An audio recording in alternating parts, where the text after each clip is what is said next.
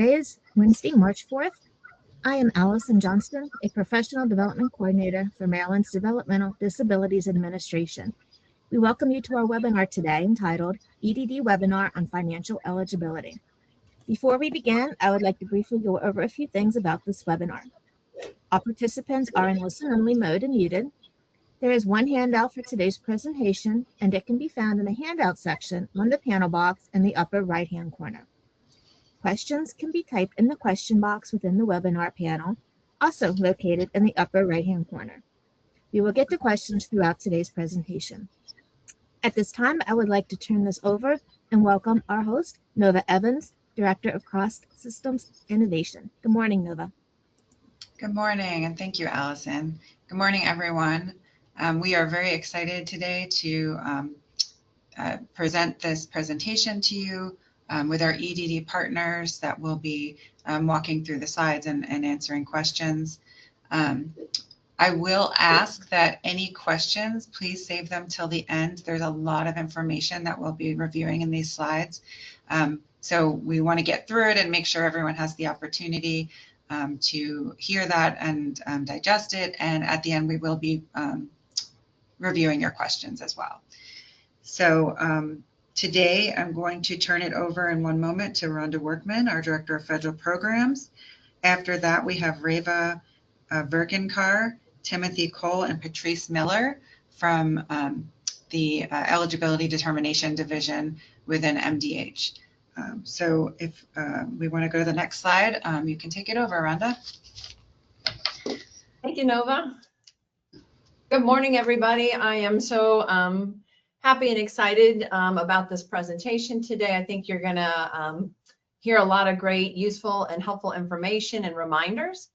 Our agenda today, we're going to first start with an overview of the Community Pathways Medicaid waiver application. So just a little bit of refresher related to the training that we've done in the past. We will have an introduction to the Eligibility Determination Division, and that will be followed by some really great information related to the information technology systems and some of the internal processes for eligibility that the Eligibility Determination Division does. That's going to include, as you see on our slide, a systems overview, a financial eligibility process information, and also some additional details related to the state review team process.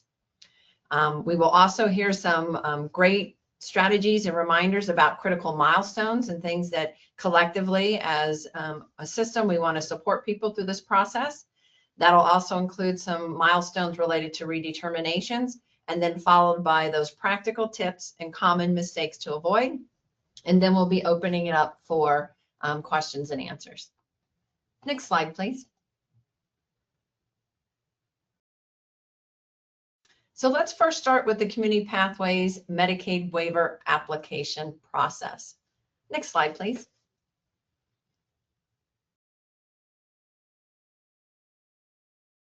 This slide should look familiar to you. We've shared that during our training related to the Community Pathways Medicaid waiver process in October. But just as a reminder, to be eligible for a Medicaid waiver program, the individual must meet waiver-specific medical, technical, and financial eligibility criteria. Applicants must demonstrate through a screening process that they need the level of support that individuals receive in an institution. And for the Community Pathways Waiver Program, our institutional comparison is for intermediate care facilities for individuals with intellectual and developmental disabilities. In addition, the applicant must have a person-centered plan that supports their health and welfare, and they must meet waiver financial eligibility requirements. And as you know, DDA determines medical and technical eligibility, and our Medicaid partners, the Eligibility Determination Division, determines financial eligibility. Next slide, please. This is a visual of the Community Pathways waiver application process. We've kind of expanded and blown it up a little bit just so that it's better and easier for us all to see. But you may recall in our training that we did in October, we talked about the importance of having that supports and service planning tool and the individual record to be completed while people are on the waiting list. So that when the person is added to the wave, so on wave placement on the first day, we would then are looking for the Medicaid waiver application to be submitted within 5 business days of the person being placed on the wave. Within 15 days of wave placement, we are looking for the person-centered plan and the DDA waiver application packet components to be uploaded into LTSS. The person-centered plan, as you know, needs to be submitted and authorized before the DDA waiver application packet can be submitted. When the person-centered plan is submitted to the DDA, DDA will review and authorize that plan within 10 business days. CCSs will get that alert of the plan being authorized and approved. And from that perspective, then you would then submit the entire waiver application packet within 2 days of that authorization of the person-centered plan. Hey, Rhonda, Yeah. I'm so sorry to interrupt, but we're getting some questions that there's no sound. So I'm not sure. Allison, can you check to make sure that the participants can hear what's being said? Yeah, we're getting more and more saying there's no sound. Well, they say I can hear now. It says we cannot hear anything. Oh, they can hear now? Okay. Yep. All right. Thank you. Take it away. All right. Do you want me to redo or pick up where I was at? I'll just summarize what we were doing. So sorry for those of you who are having some sounding challenges, but we're just reviewing the waiver application process. And this is a visual of the training that we conducted in October. It outlines the various steps that we go through to get to the enrollment of the person. And so from wave placement to that actual submission of the waiver application, the person-centered plan and the waiver components being uploaded, the regional office is reviewing and authorizing that PCP, the CCS submitting the entire waiver application packet, the second row, the regional office's approval of that waiver application packet, and then our eligibility determination division partners completing that financial eligibility determination. That will be within 45 or 60 days of the Medicaid waiver application submission. So we'll hear about that today. When that is completed, we are able to do our authorization to participate, and then the overall decision form is completed. Can you go to the next slide, please?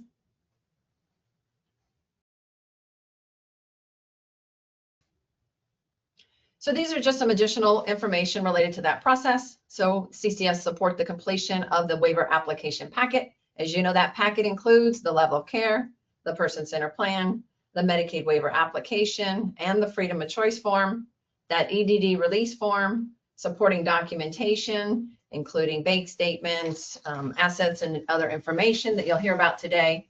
And once all of these are present, that CCS submits the waiver application packet to the regional office for review. Next slide, please.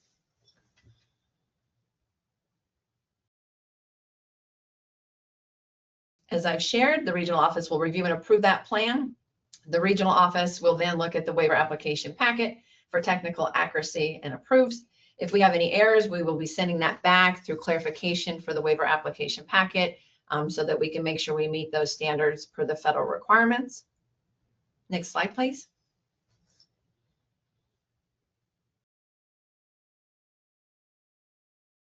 In terms of financial eligibility, that's where our, if you can go back one slide, please.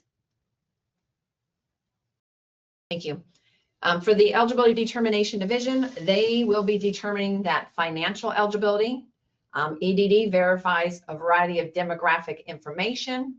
That includes citizenship status, names, dates of birth, social security numbers, income, assets, and disability status. If needed, EDD requests missing information. And for disability determinations, EDD will request a state review team packet from the individual.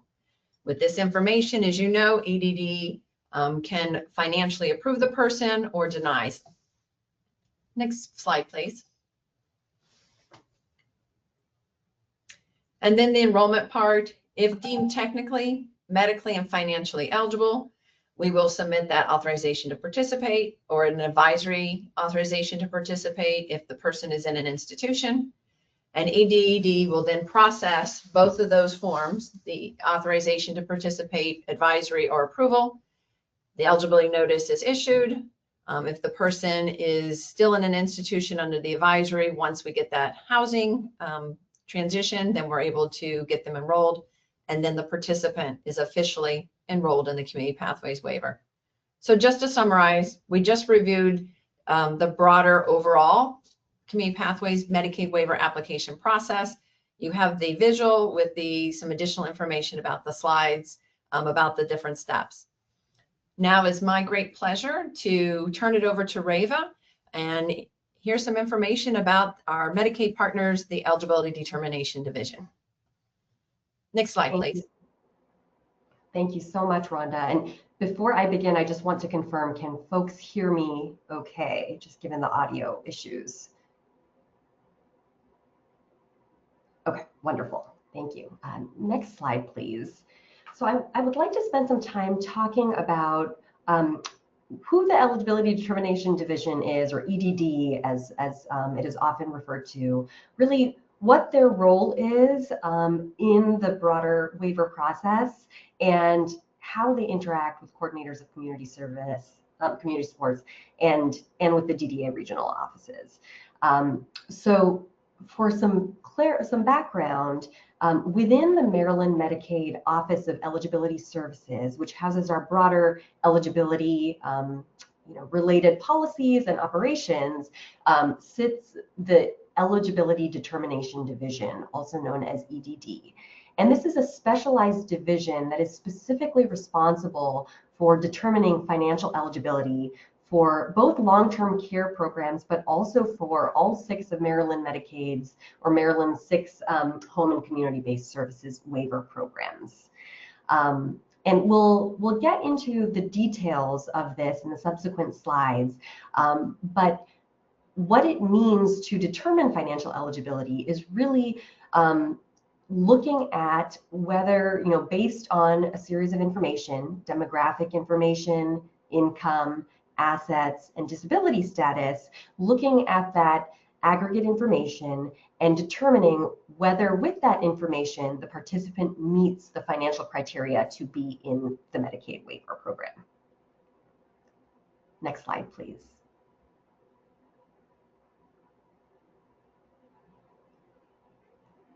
Thank you.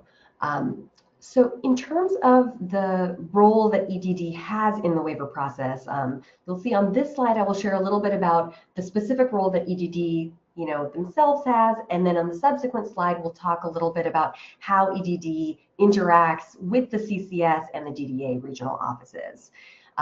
So as I've noted, EDD supports and leads financial review. So what that looks like is they are verifying income and assets to ensure compliance both with federal CMS standards and other federal standards, as well as compliance with state regulations.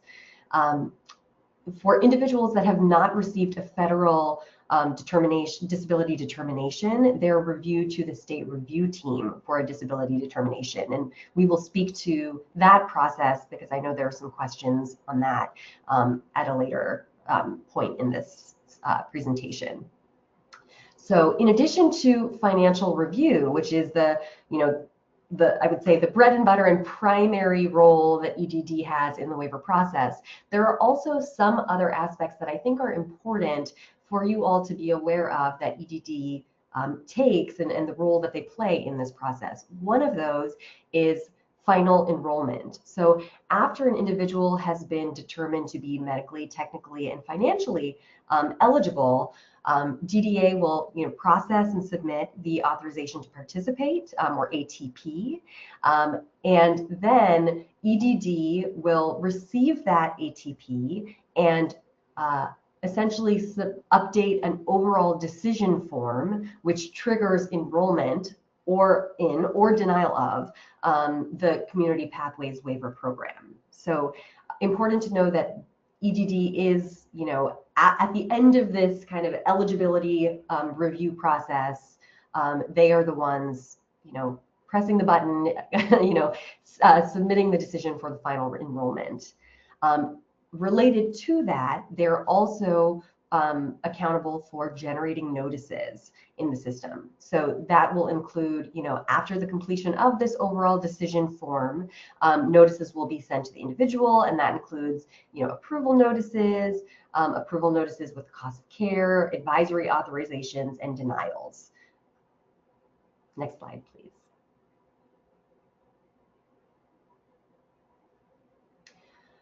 So, as I mentioned on the prior slide, in terms of how EDD interacts with the CCS and the DDA regional offices, so once DDA submits the authorization to participate, or ATP, and that can be both an authorization ATP, which indicates approval for medical, technical, and financial eligibility, or an advisory for if an individual is in an institution, as well as a denial ATP. There are also other forms of ATPs, related to kind of contact information, et cetera, but really focusing for the purposes of this presentation on, the authorization, advisory, and denial ATPs, as those are really directly related to the financial eligibility determination process.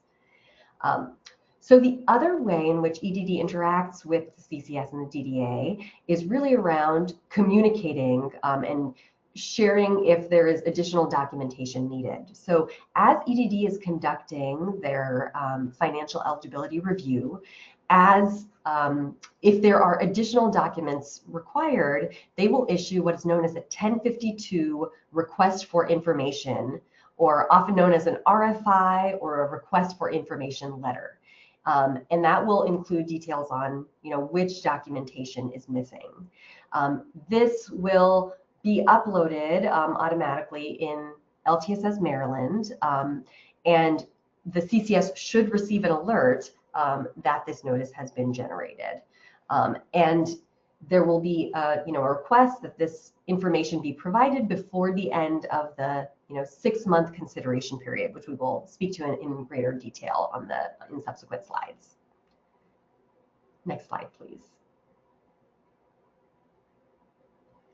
So I think it's important, before we get into the internal financial eligibility process, and before I hand it over to my colleague Patrice Miller, I think it's important to walk through how the information technology or IT systems play a role in this process, because I recognize that there is often frustration around LTSS Maryland working in ways that it should or shouldn't, or not interacting with the eligibility and enrollment system that EDD typically operates from. So I think it's important to provide an overview of the systems at play. So as we walk through the process and some of the challenges that you all face, that you can understand kind of the origin of those and how we are, the steps that we are taking to remediate those challenges. So next slide, please. So the first system I wanted to flag is the Medicaid Management Information System, also known as MMIS. This is Maryland's automated and computerized system used to process claims, manage provider information, and track eligibility data for the Maryland Medicaid program.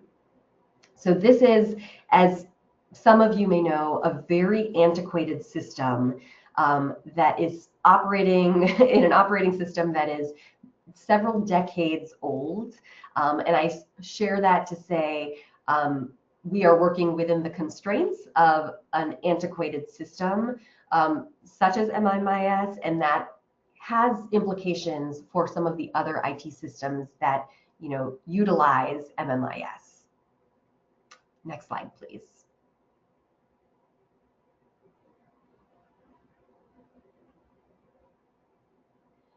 The next system that I think is important to share is referred to as the Eligibility and Enrollment System, or E&E, as you may have heard that acronym.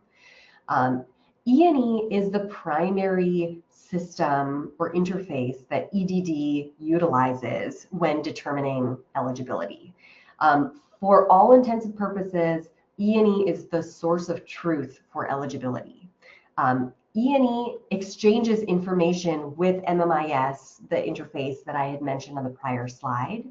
As it, E&E will have inevitably eligibility information, which impacts coverage and claims, which are, again, housed and stored in MMIS. E&E also interfaces and interacts with a number of systems. I'll mention LTSS Maryland on the next slide and go into some detail there. But there are other systems that I think it's important to be aware of as well. The Asset Verification System, or AVS, which is the system used to verify bank account information and real property information. The State Verification and Exchange System, and Beacon, both of which are Maryland-specific verification systems. Next slide, please.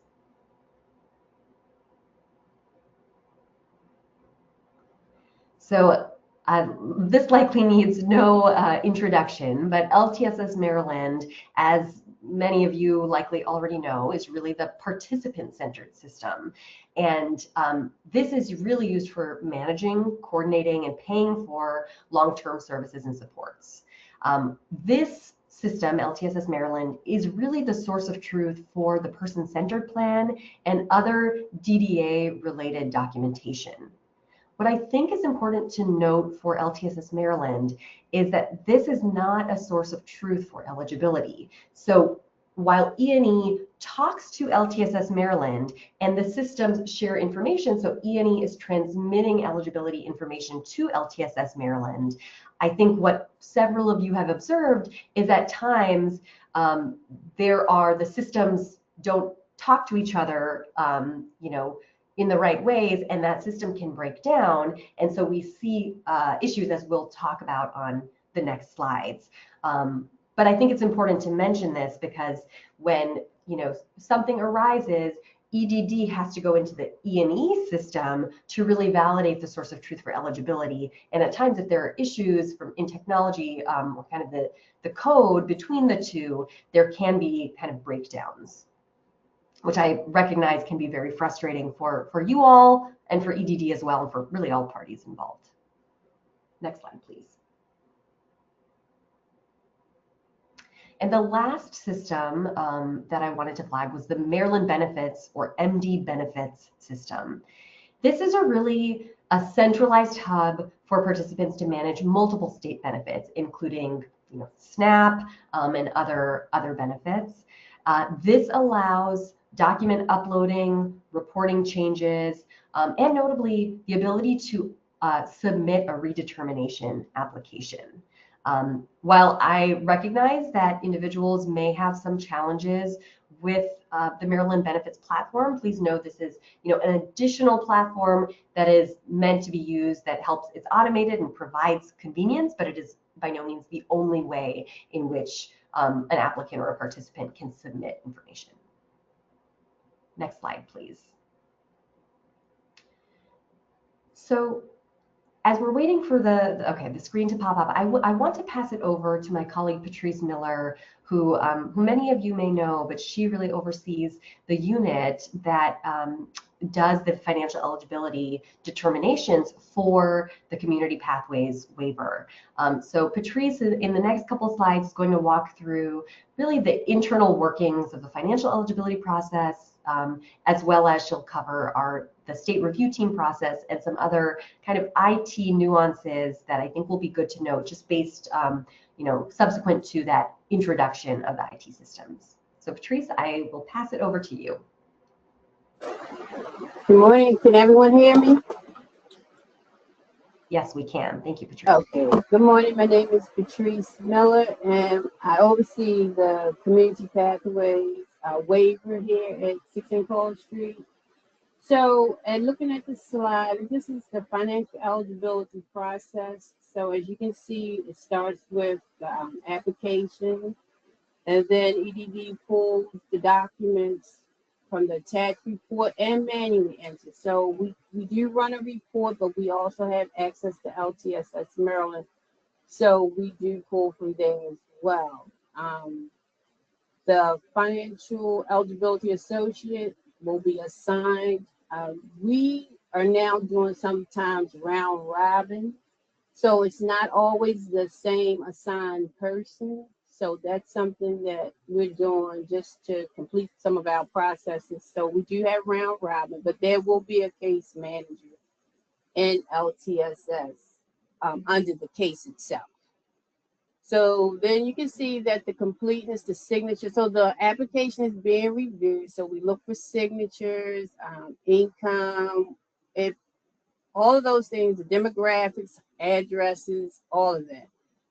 If it's not signed, EDD will return the application back to the CCS or the applicant authorized rep, but we cannot accept anything that's not signed.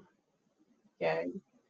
So then we move forward, and then if it is signed, we go with determining disability. If the person needs SRT packet, and once the case manager, the FEA, reviews the case and see that the customer needs an SRT packet, the only reason an SRT packet would be needed is because the customer has not been deemed disabled. It hasn't been deemed disabled by Social Security, and the ages are 21 through 64. So that's who needs an SRT packet. So that packet, our unit would send the packet out, and then we would go from there. Once we receive the packet, EDD sends it to the state review team. Please note, SRT is not housed here, so we would have to send it out. And then the assets and the financial and the property, the rest of the application will be being reviewed.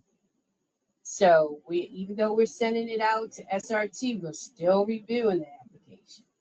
So as you can see, the bank statements, credit drafts, demographic information, all of that is still going on even with SRT needed. Next slide, please.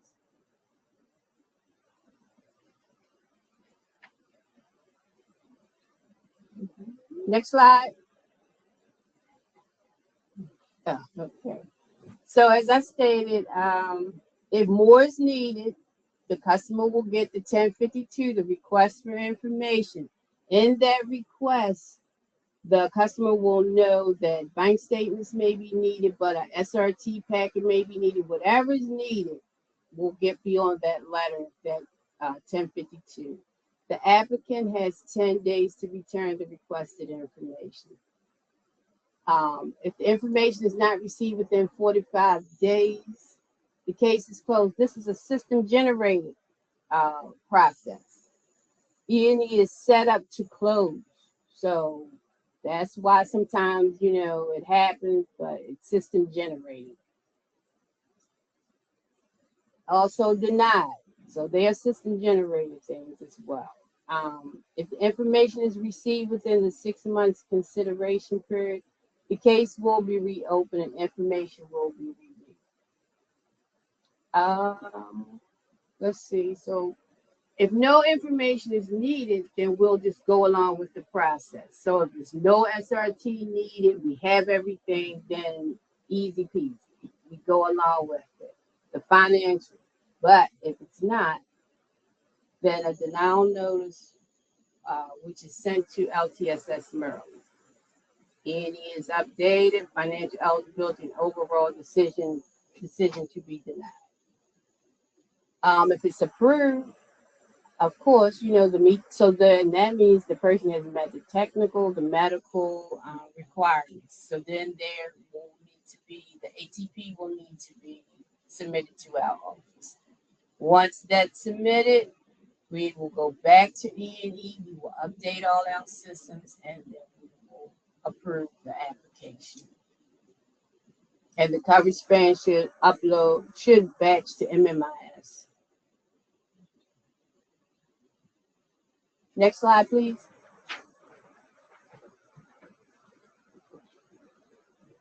Next slide. Okay. So back to the state review team. What is the state review team? As I stated, the state review team is not here in our office. It's an entity by itself in the state of Maryland. It's the Department of Human Resources. And they do the initial state disability determination for individuals who have not been federally determined to have a disability. So that means, in other words, Social Security has them deemed them disabled.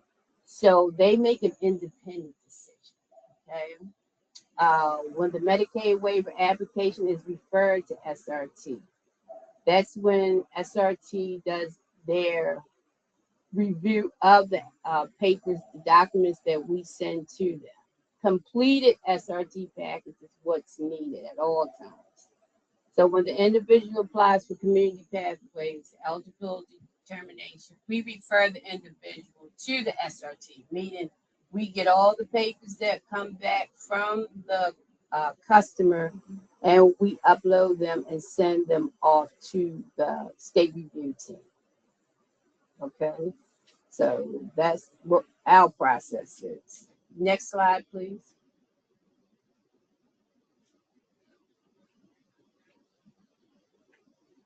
So the SRT referral letter is generated by the SRT team.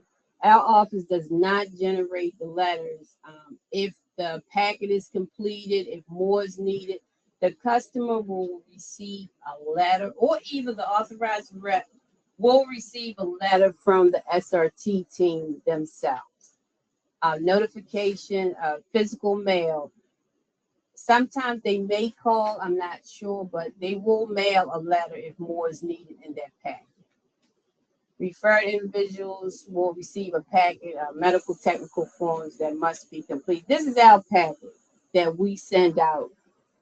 When we say that they need a SRT packet, our office is mailing the packet to the customer. Once it comes back, we are sending it to SRT. The CCS should instruct all participants that they know that without federal disability determinations to watch for this mail, because we are going to send them to SRT. So if you know your customer doesn't have any benefits, they're not receiving any, no unearned income monthly from Social Security, and they're the age between the ages of 21 and 64, you need to look out for the SRT packet, and you need to keep in touch with your customers to know when they receive information from SRT. How long does it take for SRT to review a medical waiver application? It normally takes 60 days for SRT to make a disability determination. This time, however, can be delayed. Individual does not submit the required paperwork. That's also could be a delay as well. So SRT may have a delay, but if the customer doesn't submit what's needed when they request, that's also a delay too. Oh yeah, one more thing. If they are required, which they will be, to have a doctor's visit, a consultation exam, if they miss that or do not reschedule that, that will delay them as well. So if they receive a letter saying that they have to go to the doctor, because that's part of their review process, the state review team, that's part of their process. They're going to send out that letter that the customer needs to have the consultative exam. If they don't make it, that's a delay as well, if they don't go. Next slide, please.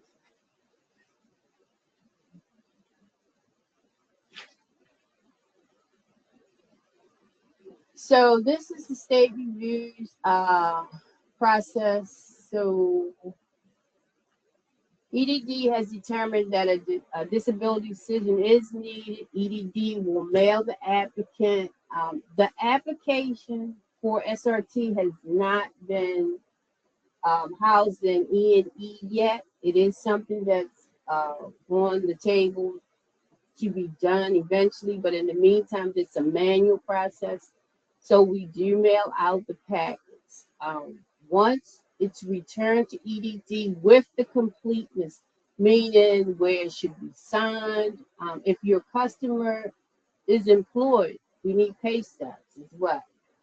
So not only does the packing need to be completed, but if the customer is employed, we do need current consecutive pay stubs.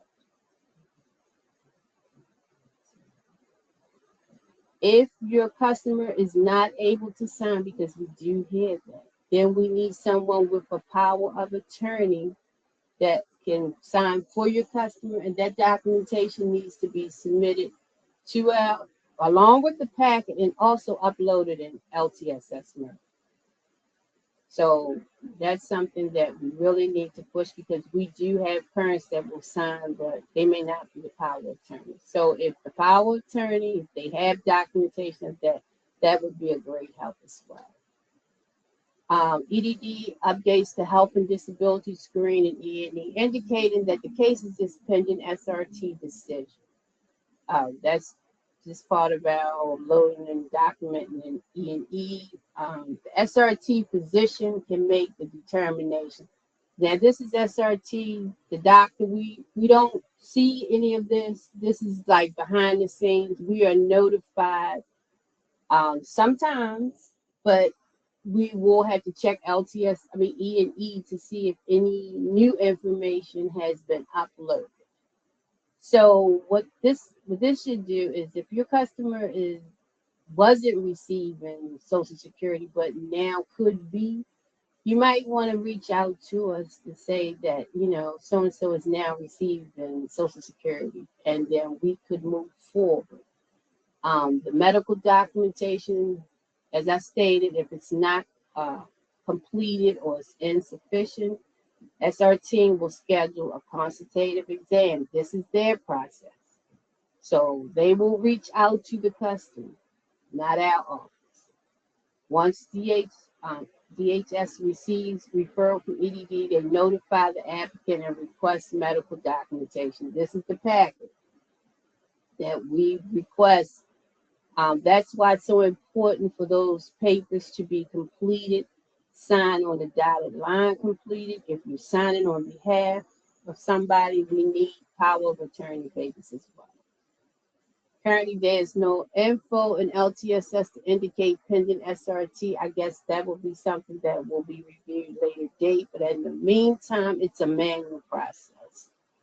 Let me see, manually in progress. So we cannot do a financial for that person. So in LTSS, you will see that it is in progress because it hasn't been completed financially, medically, it hasn't been cleared. So that's why we'll say in process. Can I have the next slide, please?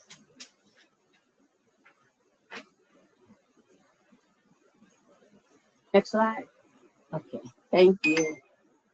The coordinator community service can share the SRT form with the individual and team so they can complete. So the CCS has always been able to submit the documents on behalf of the customer, submit to our office as soon as possible. Sometimes we have shared email with the CCS and have provided a packet. So it works both ways. If they need it and we can give it to them, we have emailed the coordinators packets in the past. So let me see, common pain points. LTSS currently lacks status indicators. That's because we don't have the status as of yet. So we can't put anything in LTSS on behalf of SRT. That's a whole process that's not really out, but we do have some input once they communicate with us. So that's something that we could only hope that gets better down the road. Applicants not attending scheduled exams will slow the process. Next slide, please.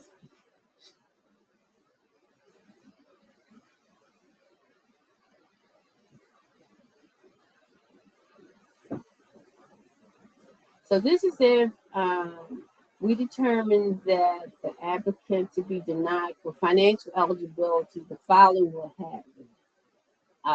Denial financial eligibility forms transmitted to E&E to LTSS Maryland. Denial letters, typically 1 to 2 days of lag time. Some things batch overnight, so there may be a lag here and there, but the denial letters will be batched. EDD will issue an official program enrollment denial in EDD, which will trigger a denial overall decision. So the ODF automatically through nightly files an EDD. So that's the process. So if they're denied, they'll be overnight batch, but then that should trigger the ODF and LTSS. Okay, this marks the applicant as denied from the Community Pathways waiver and trigger the notices and alerts. It should alert the assigned CCS. This is the end of the application process unless the individual decides to appeal. Next slide, please.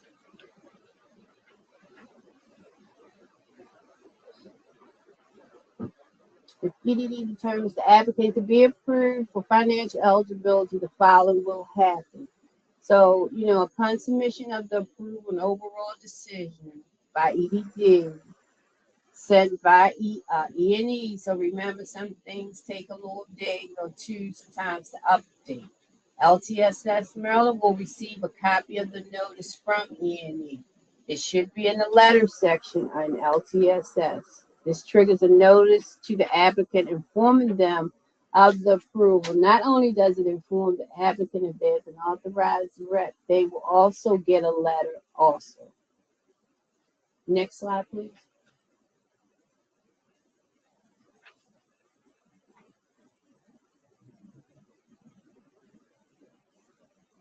So the automated system actions for LTSS Maryland. So pending, this is accompanied by 1052. So this is like if they still need bank statements, if they're pending SRT, the case will be pending. A request letter will be sent from E&E to LTSS Maryland. Not needed. I think that's an LTS feature. We don't normally use that, but it is there.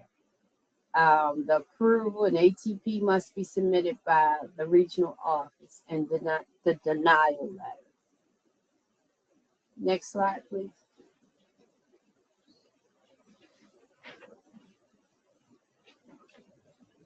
So the letter notices only certain actions taken by EDD will transfer information updated in LTSS Maryland. So we already know with the 1052 request for information, the denial letters for applicants only. Like I said, the letters are basically if there's an authorized rep, they're going to get the same letter. So it's not just for the applicant, the authorized rep on the case will also get these letters. Disenrollment letters, same thing. Advisory letters when the applicant resides in an institution, that letter will state how much time they have before, this process will end for them. You have approval letters, redetermination, reminder notices. What's not on here is that there's also a letter for when the customer's cost of care change. So that's a change letter. So that's something that also happens when the customer first of the year when they're getting more income, their cost of care also changes. So that's another type of letter that's just not on the slide. Next slide, please. Oh, can we go back? Go back to the other slide. What else on here that's not on here is a closing letter. So there's a change letter and a closing letter. They will receive those if those things happen. So that's all I want to make sure we knew. Some additional types of letters. Next slide, please.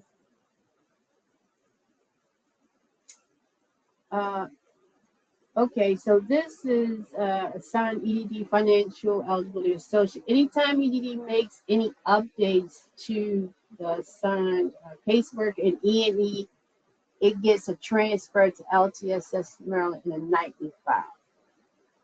So when we make changes, LTSS is updated, and it's a nightly batch. The overall program enrollment decision can be denied, approved, disenrolled. This occurs later in the overall application workflow. So we will touch base on that. Next slide, please.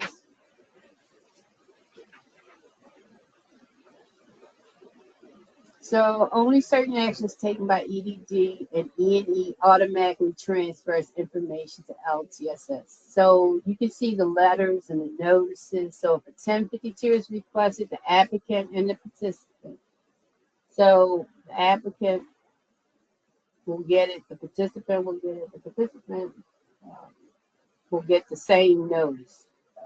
So the denial, disenrollment letters, they're pretty much going to get the same thing. The disenrollment letters, the applicant shouldn't get they don't get a letter, but the participant will get the letter. As you can see who will get letters. So the advisory, the approval, the redetermination, reminder notices, they also are generated.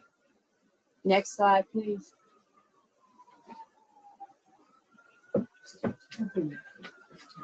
Oh, so I believe I hope that we've given some insight. Once we get to the end, if you have questions, we will review it, but thank you.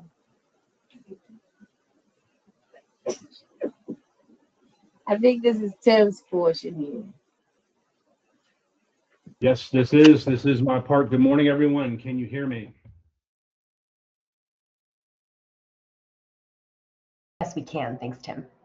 Yes, excellent. Okay, we want to highlight some important timeframes for applications and redeterminations. We're going to start with applications. Next slide, please.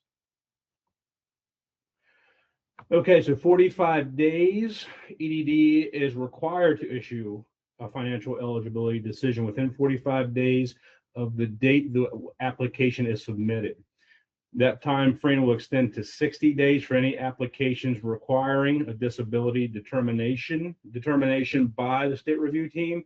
So yeah, that goes to 60 days from 45 if we need the SRT to issue that determination. Next slide, please.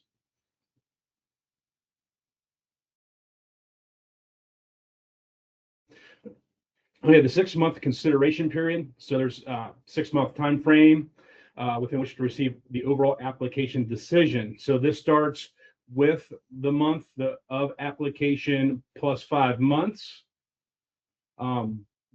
Anytime during that 6-month consideration period, an applicant may apply for reconsideration. If EDD's decision comes after that original 6-month consideration period, the applicant will then have 6 weeks from the date of that financial denial to submit their reconsideration application.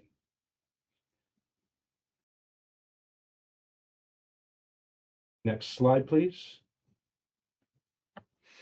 Okay, so 10 days.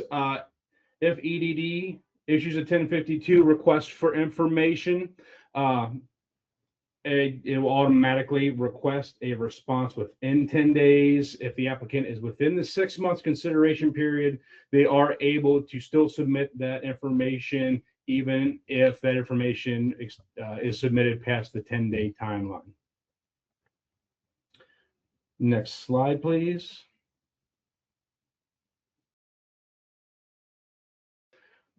So this slide and the next are just a simple calculator for that 6-month determination period. So if we receive an application in January, that's the month of application plus 5 will give us to the end of June. Again, going down the line, February will give us the July 31st deadline. Application in March will give us the August 31st. Application in April, give us September 30th. Application in May will give us to the end of October. An application submitted in June will give us an eligibility period that it ends on November 30. Next slide, please.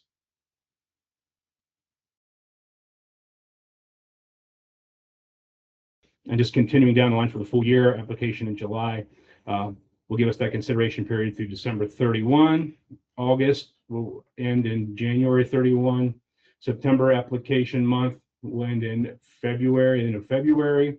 October application will give us through March 31st. A November application will give us through April 30th.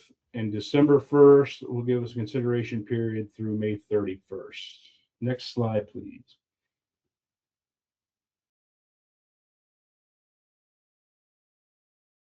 Okay, redeterminations. Next slide. Okay. So to remain enrolled in the Community Pathways Waiver, participants must maintain eligibility by completing the following requirements. The requirements being the annual person-centered plan. This ensures services and supports continue to reflect the individual's current goals, needs, and preferences. The second requirement is the annual level of care recertification that confirms that the individual continues to meet the level of care criteria required for the Medicaid waiver. And then the financial redetermination, which is conducted by EDD to verify that an individual still meets financial eligibility standards. Next slide, please.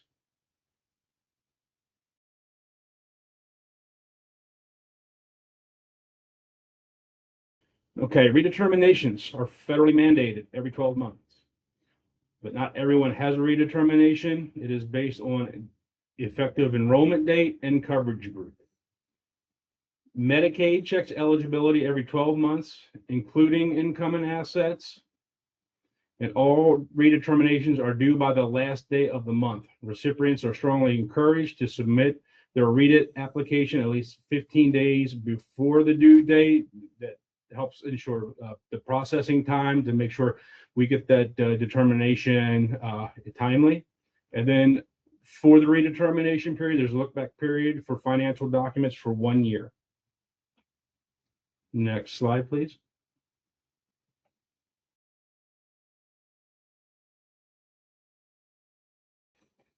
Okay, notices may come from the Eligibility Determination Division, local Department of Human Services, and the Maryland Health Benefit Exchange. If a redetermination is due for the Community Pathways Waiver, reminder notices will be automatically uploaded into LTSS Maryland and sent to the participant. And this is for coverage groups in the H series only. Notices are sent at 3 periods, 60 to 75 calendar days prior to the redetermination due date. The 3 notices are the first notice that goes out 75 days before the due date. That contains the unique PIN, the URL, QR code for MD benefits. The second notice goes out at 60 days before the due date, and that contains the PIN, the URL, and a paper application. And then the last and final, the final notice, the third and final notice goes out on the last day of the month, and that is the final closing notice issued on the last day of that month. Next slide, please.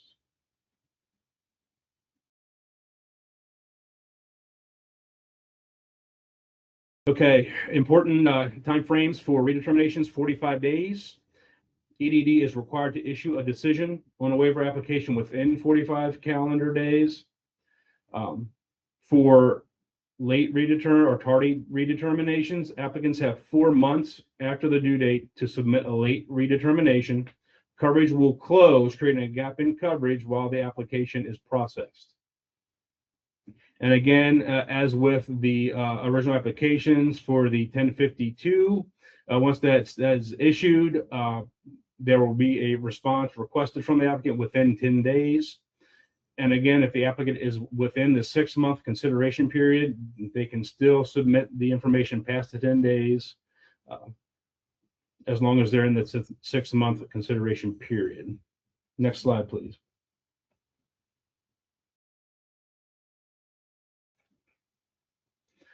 All right, overview of Medicaid coverage groups.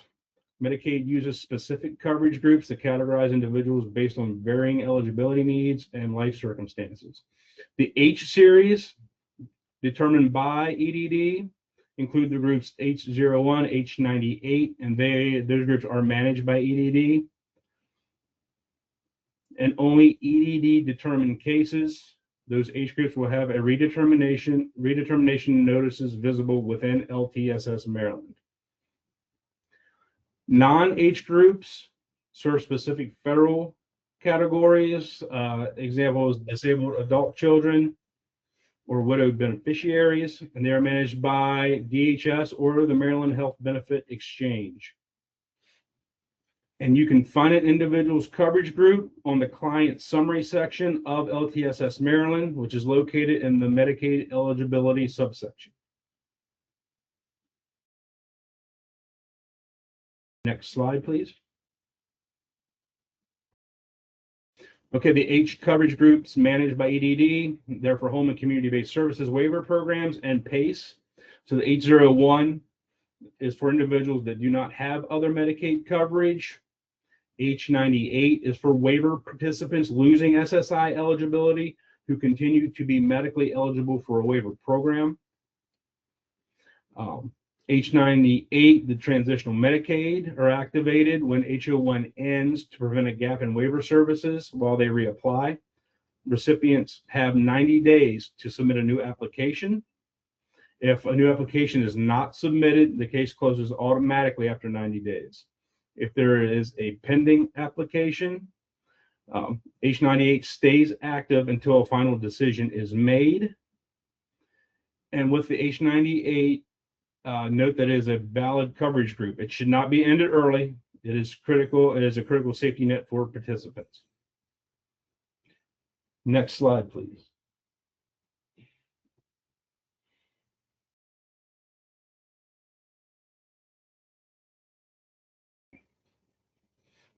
Okay, the S coverage groups, based on Social Security Administration supplemental income. SO2 is Medicaid for SSI recipients. S19 is Medicaid for disabled adult children, and S20 is Medicaid for disabled widowed beneficiaries. Redeterminations are due exactly 1 year after the specific Medicaid eligibility was first established. Notices are sent directly to the recipient to the address on file.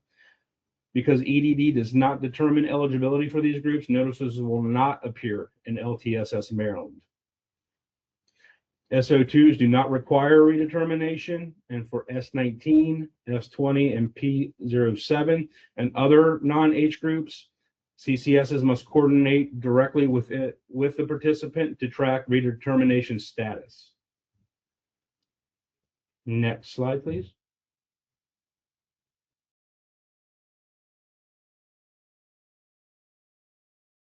Okay, appeals.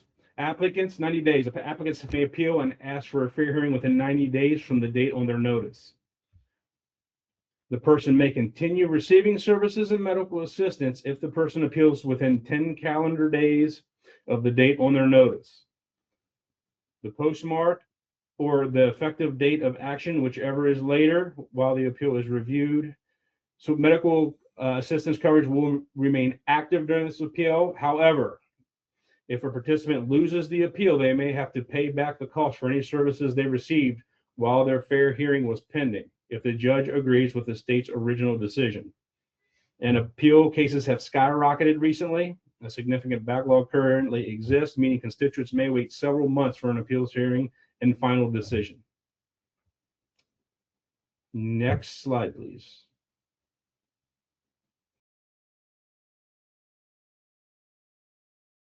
Okay, when not to file an appeal. The fastest way to restore or maintain coverage is a timely, complete redetermination. Participants should utilize the appeals process to contest a factual or legal error once a formal decision has been rendered. Do not file an appeal preemptively. Appeal should not be filed in response to a warning notice or before the date that the medical assistance is turned off. An appeal filed before a case is closed does not extend coverage and diverts critical resources away from processing redeterminations. And a note on tardy redeterminations. If a redetermination is submitted after the due date, an administrative law judge is likely to affirm the closure. Most late redeterminations are processed before the hearing date. Next slide, please.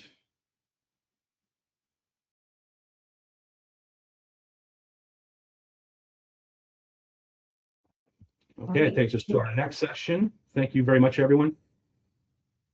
Thank you, Tim. So this is Reva. I will be sharing some practical tips and common mistakes to avoid. Before I get into that, I want to acknowledge that, we have a very dedicated EDD team, but as I mentioned at the top, EDD is responsible for a number of activities, including reviewing financial eligibility for all 6 of our, home and community-based service waiver programs. So we are doing as much as we can with significant staffing and capacity constraints. And so I recognize there's a lot of frustration on all sides with respect to how the system and these processes work. The subsequent slides are really intended to share some practical tips for how the current system and process are really today functioning.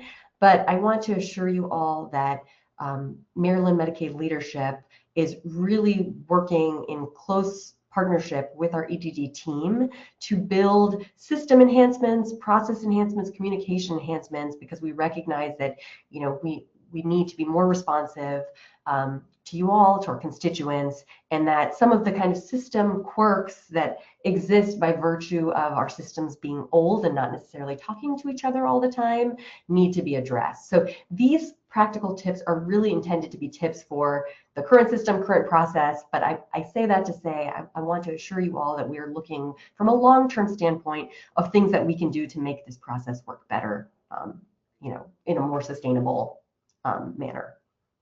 So with that, let's focus on things and tips that you all can really focus on to help this financial eligibility process move more smoothly. Next slide, please. So we were asked, what are some of the common things that EDD sees that are either kind of mistakes or issues that hit snags and kind of slow down the financial eligibility process. So first and foremost, I wanted to flag something that I'm realizing that not everyone is aware of, and this speaks to kind of one of the quirks in the system. So the very first tip that I would ask that you all be mindful of is ensuring the documentation is uploaded to the correct sections within LTSS Maryland. And I say that because EDD, even though you all, CCS and DDA, can access, many folders within LTSS Maryland, EDD's access within LTSS Maryland is far more limited. So if you are uploading documents to any sections that aren't the ones that I'm going to mention here, EDD will not be able to see or access those documents. So it is imperative that when you are uploading documentation, you upload the documents to the correct sections, which are the financial documents section, the application section for applications, and the redetermination application section for redetermination applications. For the financial documents, for example, that should be submitted kind of within the correct section and subtype. So that would be the client attachments, subsection within financial documents. That's kind of an example here. So I would flag that you should upload information requested by EDD to these appropriate sections above.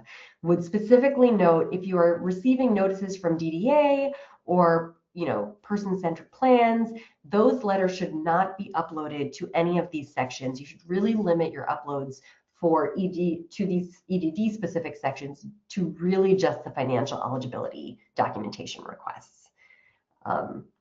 So just want to kind of bold, highlight, underline this. This is a really important point, and I really hope that as you kind of continue to use this document as a resource, you can refer to this slide and really ensure that these documents are appropriately uploaded to these sections.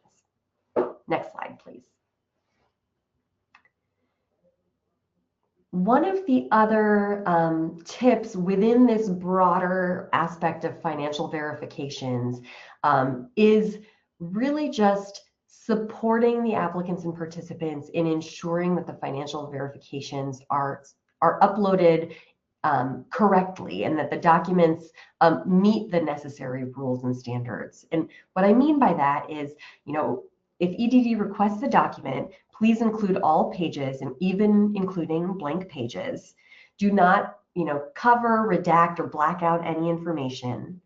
And when EDD is requesting financial documentation, please ensure that the balance reflects the first day of the month that the participant is applying. So if the application is submitted, for example, at the end of March, March 21st as an example, the financial document should show and reflect the balance as of March 1st. So it's always going to be that first day of the month. Next slide, please.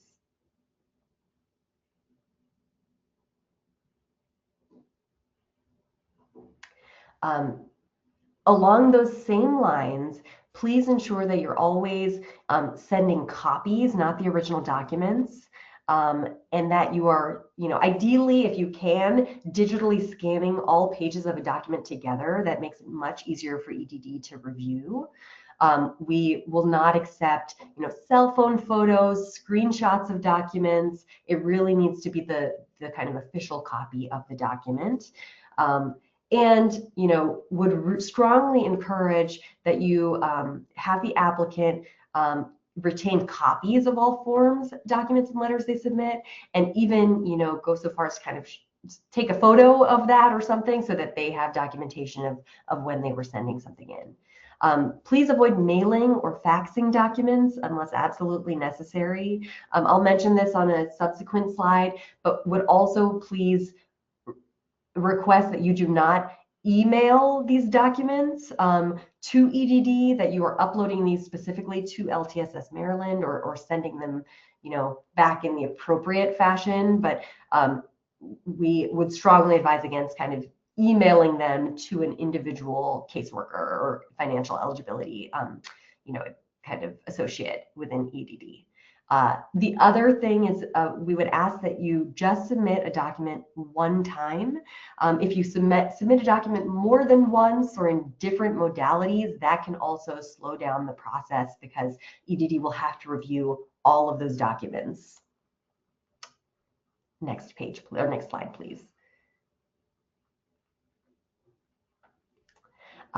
The other element around the financial verifications that I want to share that may not necessarily be clear, I think is an important tool that will allow you all to help proactively work with the applicant or participant to ensure that they're submitting documentation as soon as possible and hopefully reducing some of that kind of back and forth with the 1052 request for information.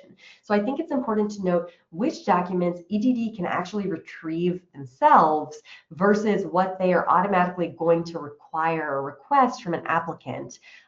Again, this can help reduce some of that back and forth. So as I mentioned prior or previously in this presentation, EDD can retrieve the following documents and verifications from the Asset Verification System known as AVS. They can retrieve documents from larger banking institutions, and they can retrieve information on real properties. If you could please go to the next slide. I'd like to flag the documentation that EDD cannot obtain from the Asset Verification System or other sources. So these are documents that automatically EDD will be requiring the applicant to provide. So I would encourage you all to help proactively obtain this documentation. So if the individual has a Direct Express account or a draft account, an ABLE account, all of those will be requested directly from the applicant. So would ask that you support with proactively providing those documents in LTSS Maryland. Additionally, if the individual has a life insurance policy or a burial policy or deed, or if they have trusts, pensions or annuities or veterans benefits, those will also all be asked for copies of those accounts or statements. So I think it's important to note. I would also note here, it's not kind of directly stated, but for the asset verification system, if there is a smaller credit union, if there is kind of a smaller bank or a regional bank, those may often not be able to be retrieved from the asset verification system. So if it's not, Wells Fargo or kind of a national bank with a large footprint, for example, if it's kind of a smaller mid-sized credit union, for example, those also will be requested. So would ask that you take note of that as well. Next slide, please.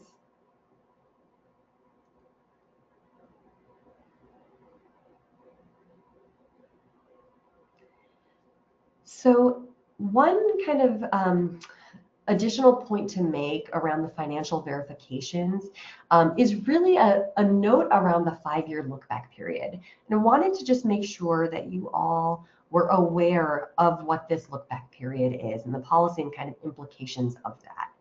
So there is a federal rule requiring that state agencies review an applicant's financial history for the 5 years preceding their initial application for a home and community-based waiver.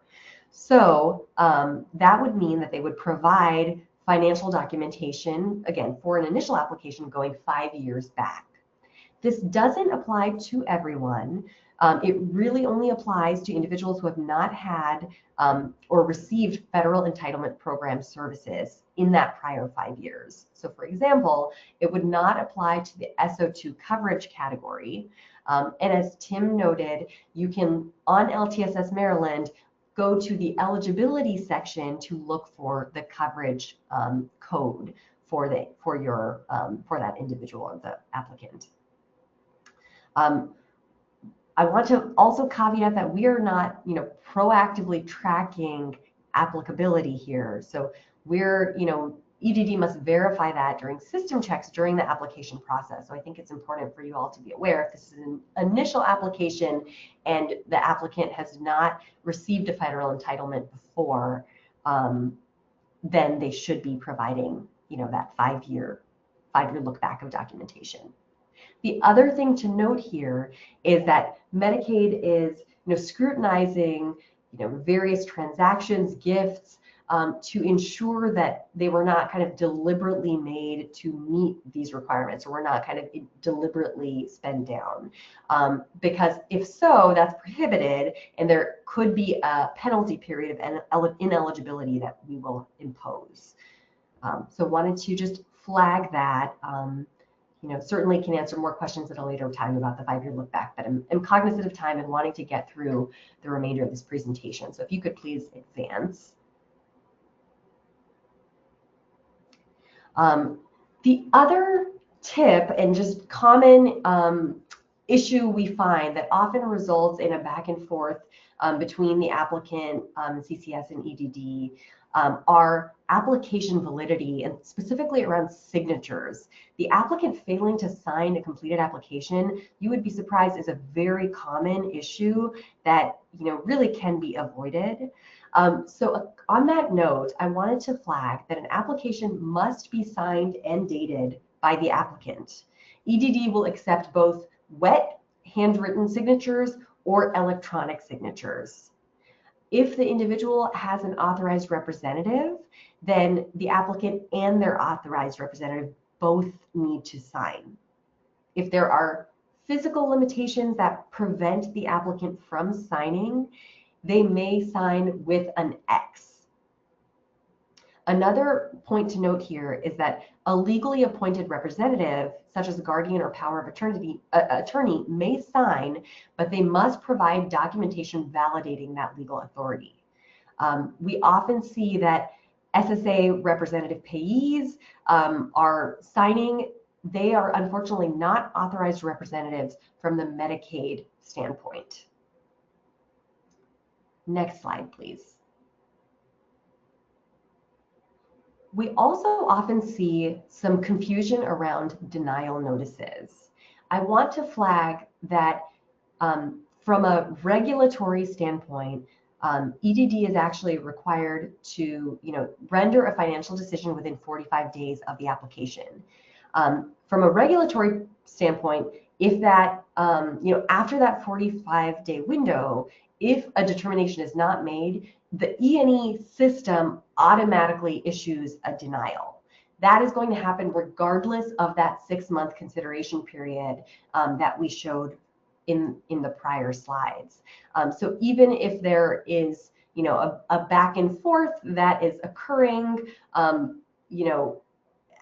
within that 6-month consideration period, the system will automatically send out a denial notice. So it's important to note when the system is triggering a denial notice versus when an EDD financial eligibility associate is going in, making a determination and issuing a denial notice. So a few tips to kind of checking which kind of situation it is really important to check the date of the notice and relate to the date of the application. So if the denial notice was issued about a month and a half from the application date, and when you look in the financial and overall decision kind of section within the program section of LTSS Maryland, if it is showing that it was generated by a system administrator, there's a high likelihood that that was an auto-generated denial.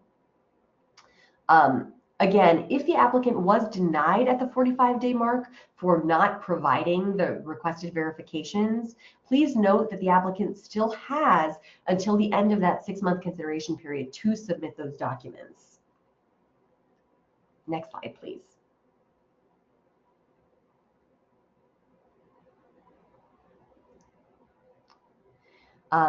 So on that same note, I think it's important to check the reason cited on the denial notice. If there was a specific reason, versus a more generic statement like you did not complete the application process timely, that phrase might demonstrate an auto-generated denial versus a more specific response, which indicates that it was generated by an EDD staff member.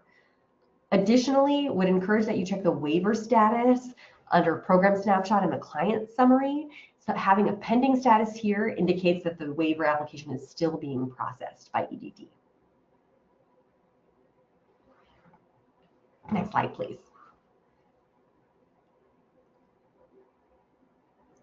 Would encourage you to also just watch out for letters from EDD requesting additional information, or that 1052 request for information notice, and respond timely.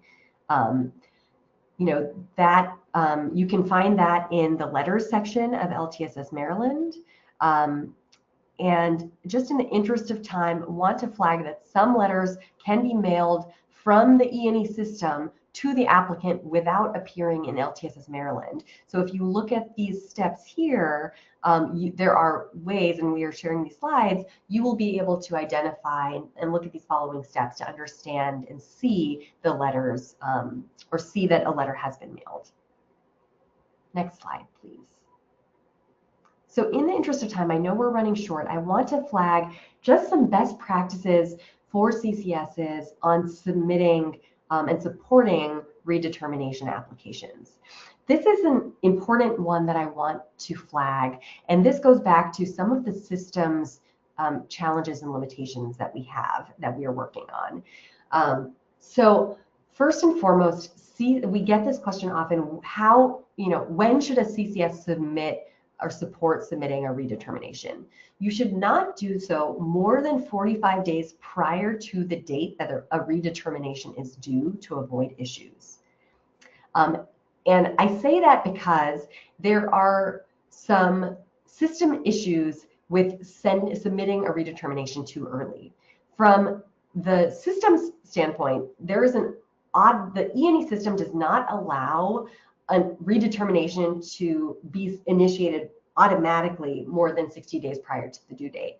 So if a redetermination is sent too early, kind of at or before that 60-day mark, it has nowhere to kind of park that information or that redetermination. It doesn't really know what to do. And to boot, the EDD staff, if they see a redetermination app come through, they're only able to manually go in and take action on that redetermination at that 45-day window. So if you're submitting between 45 and 60 days early before that due date, there is kind of this limbo period where redeterminations may be sitting idle and may be at risk of being overlooked. So all that to say, strongly encourage you to submit a redetermination no more than 45 days prior to the due date. Next slide, please.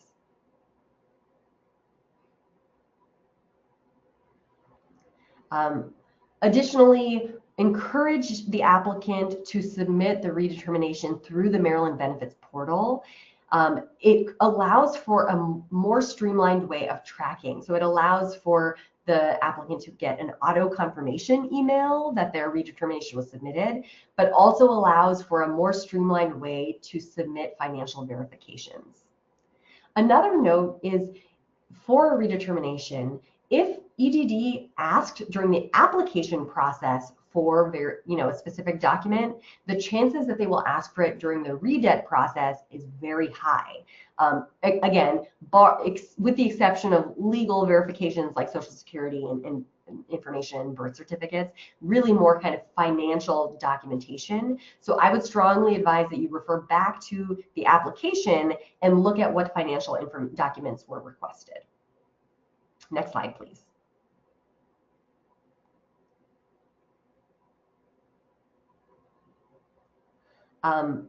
Additionally, would encourage that the CECS kind of proactively monitors to look out for and anticipate a redetermination. So encourage that you check the Medicaid status of the participant and the renewal cycles quarterly in both LTSS Maryland and EBS to be able to anticipate and proactively check for an upcoming redetermination. Similarly, would encourage looking at the coverage codes. So note that if the individual does not have an H coverage group, that they will not be getting a notice via LTSS Maryland, and you should encourage the participant to really be looking in the mail for those notices. Additionally, I'd mentioned on a prior slide, please be mindful of documents that EDD cannot auto-retrieve and proactively provide those. And focus, do your best to submit timely and accurately. Next slide, please.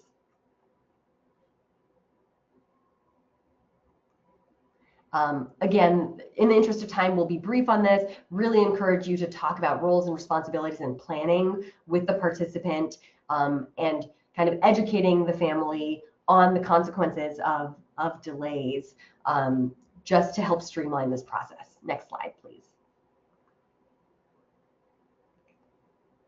All right, and then in terms of the last slide on supporting redeterminations, would really encourage a handful of things. First, it's very important to ensure that the address on file for the participant is correct and up to date. And if not, that they should, update that and make that change. Also encourage checking the physical mail as well as email frequently for official notices. And again, utilizing that Maryland Benefits Portal.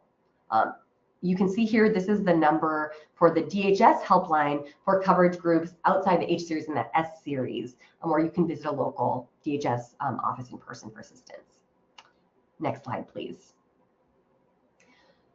I want to flag a couple best practices around communication broadly that I think will also help. I recognize that there are frustrations and challenges with communication, and we are doing a lot in the long term to support that.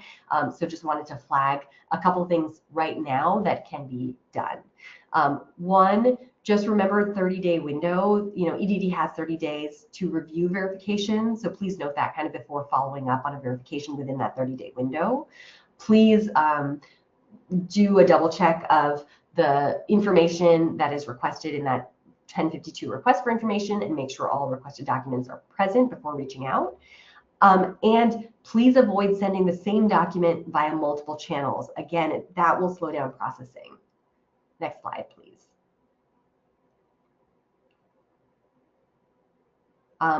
Please do not email entire units, the DDA unit within EDD, so Patrice and her team, or individual team members. Please use the designated protocols within LTSS Maryland to kind of communicate and upload information, because that kind of creates a black hole of emails and puts the documents in multiple places. Would also request that you avoid emailing verifications directly along the same vein. Please continue to upload to LTSS Maryland, and where possible, avoid encrypted emails to the EDD team, because sometimes there are challenges with opening that. Again, if you can, consolidate inquiries so that there's one person, whether it's the designated representative or the CCS, reaching out and inquiring at a given time. Because again, all of these different inquiries slow down the kind of review and processing time. Next slide, please. So a couple last slides, one on disenrollments. The standard process for disenrollments that they are typically prospective, moving forward from the date of the eligibility determination. The exception for backdating is if a case was closed correctly in E&E and MMIS, but LTSS Maryland was not updated, again, because of these system challenges, the disenrollment date in LTSS Maryland will be backdated to match that system. All right, next slide, please, just in the interest of time.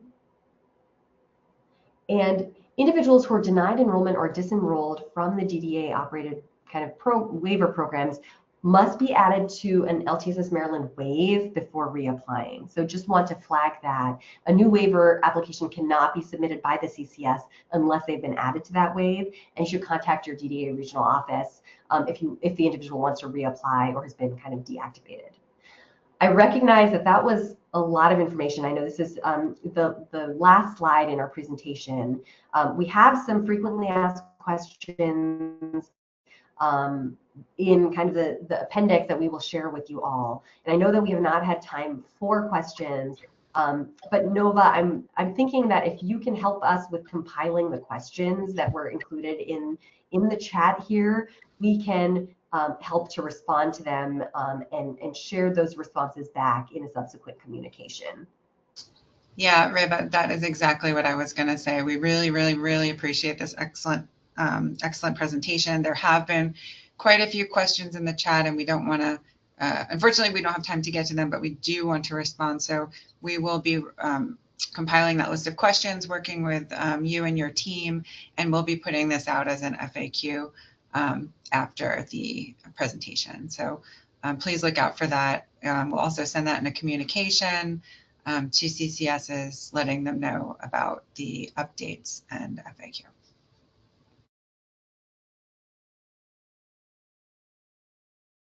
Right, well, thank you for the opportunity to share this information with you all. I'm sure that this will be the kind of an ongoing touch point for us to stay connected on some of these best practices, but just really appreciate the time and looking forward to being able to kind of continue to answer questions. Thank you all. Thank you so much.